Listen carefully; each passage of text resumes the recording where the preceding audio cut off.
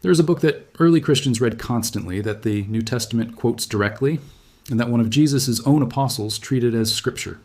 Today, most Christians have never heard of it, and almost none have read it. It was cut out of the Bible so thoroughly that for over 1,000 years, the Western world believed it was lost forever. It wasn't lost. It was hiding in plain sight in a place almost nobody thought to look, being copied by hand, generation after generation, by monks who never stopped believing it was scripture. This is the real story of the Book of Enoch, and it is stranger and better documented than most people realize. To understand why this book mattered so much that people risked preserving it against the weight of the entire Western Church, you have to understand what it actually says. The Book of Enoch is not a story about Jesus. It predates Christianity by centuries. It is built around a single unsettling premise drawn from a strange 4-verse passage in the book of Genesis, chapter 6, where the text says that the sons of God saw that human women were beautiful, took them as wives, and produced offspring described as Nephilim, giants, mighty men of old, men of renown. Genesis says almost nothing else about this. It is 4 verses, then the story moves on to Noah and the flood, as though nothing unusual had just been mentioned. The Book of Enoch takes those 4 cryptic verses and turns them into an entire mythology.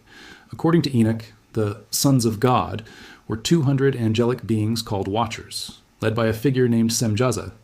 They descended to a mountain identified in the text as Mount Hermon, on the border of modern Lebanon and Syria, and bound themselves by oath to carry out a plan together, since none of them wanted to be the only one held responsible. They took human wives. But the deeper transgression, according to the text, wasn't the marriages themselves. It was what the Watchers taught. One of them, named Azazel, is described as teaching humanity how to forge weapons of war and instruments of metalwork, along with the arts of cosmetics and personal adornment, which the text frames as vanity that led people toward corruption. Others taught sorcery, the reading of omens, astrology, and the cutting of roots for medicines and poisons. The text presents this instruction as a corruption of humanity, knowledge given too early without wisdom, that accelerated violence and moral collapse on earth. The offspring of these unions, the Nephilim, are described as giants who grew violent and began consuming everything around them, eventually turning to devour human beings. The earth cries out under the weight of this violence, and 4 archangels, Michael, Gabriel, Raphael, and Suriel, bring the complaint before God. God's judgment follows. The Watchers are bound and imprisoned in darkness until a final judgment. Their monstrous offspring are destroyed, and some of Enoch's material threads this directly into the flood narrative, framing Noah's flood as the mechanism of cleansing the corruption the Watchers introduced. That is the section of Enoch most people mean when they refer to the Book of Enoch, technically called the Book of the Watchers. And it is only the first of 5 distinct sections that make up the complete work. The others are the Book of Parables, sometimes called the Similitudes, which contains vivid descriptions of a heavenly judge called the Son of Man, seated on a throne of glory, judging kings and the mighty of the earth.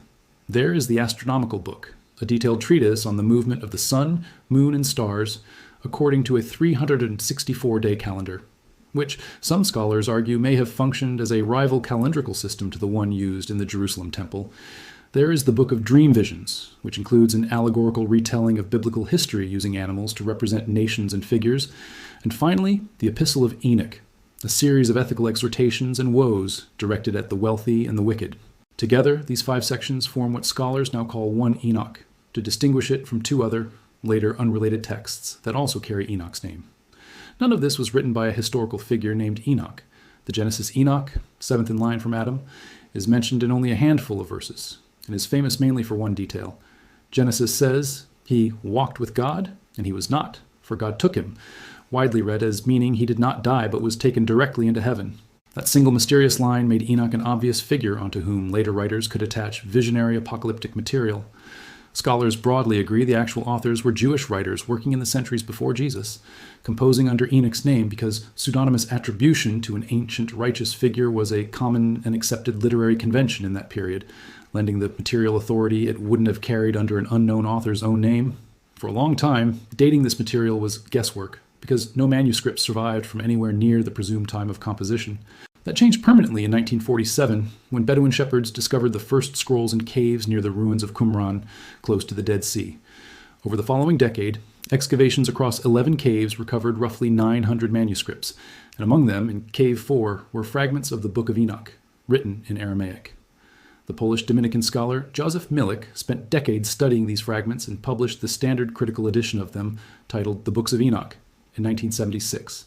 His analysis, along with later work by scholars including George Nicholsburg and James Vanderkam, placed the composition of the astronomical book and the Book of the Watchers as early as the 3rd century BCE, making Enoch one of the oldest pieces of Jewish apocalyptic literature known to exist, older than the Book of Daniel, which is the only apocalyptic text that made it into the Hebrew Bible.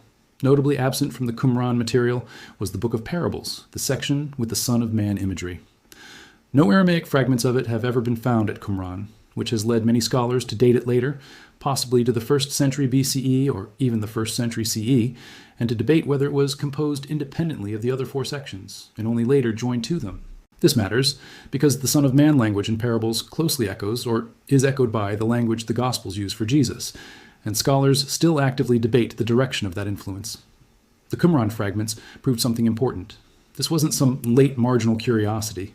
It was significant enough that multiple copies existed among a community that treated their manuscripts with extraordinary care, sealing them in clay jars in the Judean desert. And Enoch's influence didn't stop at Qumran. It shows up directly inside the New Testament. The Epistle of Jude, a short letter attributed to Jesus' brother, quotes Enoch by name in verses 14 and 15, describing Enoch prophesying that the Lord would come with 10,000 of his holy ones to execute judgment on the ungodly. Jude doesn't cite this as some obscure outside reference. He cites it the way you'd cite recognized scripture, attributing the words directly to Enoch, the 7th from Adam.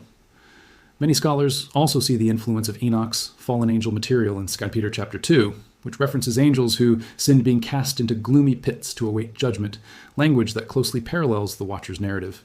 Early Christian writers noticed this too. Tertullian, writing around 200 CE, defended Enoch's authority directly, arguing that the fact Jude quoted it was proof enough it should be respected as legitimate. For at least the first 2 to 3 centuries of Christianity, Enoch circulated widely and was treated by a meaningful portion of Jewish and Christian communities as authoritative. So what actually happened to it? There wasn't one single dramatic ban. It was a slow institutional drift, and it happened for reasons that are documented, even if not fully unanimous among historians. Rabbinic Judaism, consolidating its own canon in the centuries after the temple's destruction in 70 CE, moved away from the entire genre of apocalyptic pseudepigrapha, including Enoch, partly in reaction against the growing Christian use of these texts, and partly as part of a broader effort to standardize and stabilize a defined body of scripture. Within Christianity, opinions split. Origen, the influential 3rd century theologian, cited Enoch respectfully in some of his writings, but also expressed doubts about its status in others. Around 400 CE, Jerome, producing the Latin Vulgate translation that would become the backbone of Western Christian scripture for over 1,000 years, did not include Enoch and regarded the broader category of pseudepigraphal texts with suspicion.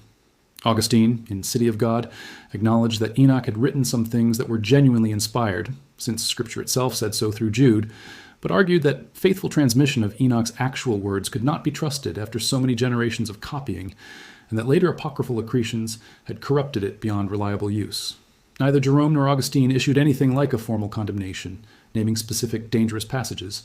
Their skepticism was more about textual reliability and canonical boundaries than about suppressing dangerous secret content. But the practical effect was the same.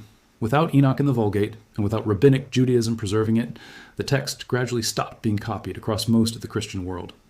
By the early medieval period, it had essentially vanished from Western European circulation, surviving only in fragments quoted by other authors, and in translated versions, nobody in the West had access to anymore, except in one place. The Ethiopian Orthodox Tewahedo Church never dropped it. Ethiopia's church, one of the oldest Christian communities in the world, tracing its formal establishment to the 4th century under King Ezana, developed its own biblical canon independently of the councils and translation projects that shaped the Western canon, and that canon included the Book of Enoch as genuine scripture, translated into Ge'ez, the classical liturgical language of Ethiopia. It was never treated there as forbidden, secret, or dangerous. It was simply scripture, copied by monks in monasteries across the Ethiopian highlands for over 1,000 years, the same way any biblical book would be copied, read in services, and referenced in theological writing. There was no vault, no hidden chamber, no armed guard. It survived through the plainest, least dramatic mechanism possible, an unbroken chain of monastic scribes who never stopped considering it part of their Bible. The Western world essentially forgot Enoch existed until the 18th century, when the Scottish explorer James Bruce traveled through Ethiopia between 1768 and 1773, searching for the source of the Blue Nile. Bruce did bring back Ethiopian manuscripts, and among them were copies of the Book of Enoch in Ge'ez, which he deposited in European libraries, including the Bodleian at Oxford. It would take decades more before serious translation work began. The real breakthrough came in 1821, when Richard Lawrence, an Oxford scholar and later Archbishop of Cashel, published the first English translation of the Ethiopian Enoch manuscripts.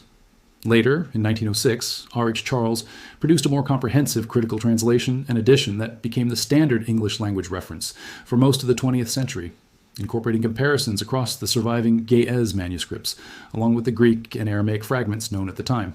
Charles's work, imperfect and later refined by subsequent scholarship, is what allowed Enoch to finally re-enter Western scholarly and popular awareness after roughly 1,000 years of near-total absence from that world. Modern scholarship has only deepened since. Ephraim Isaac, an Ethiopian-American scholar at Princeton, produced a major modern English translation for James Charlesworth's influential 1983 collection of Old Testament pseudepigrapha, work that brought Enoch to a far wider academic and general readership.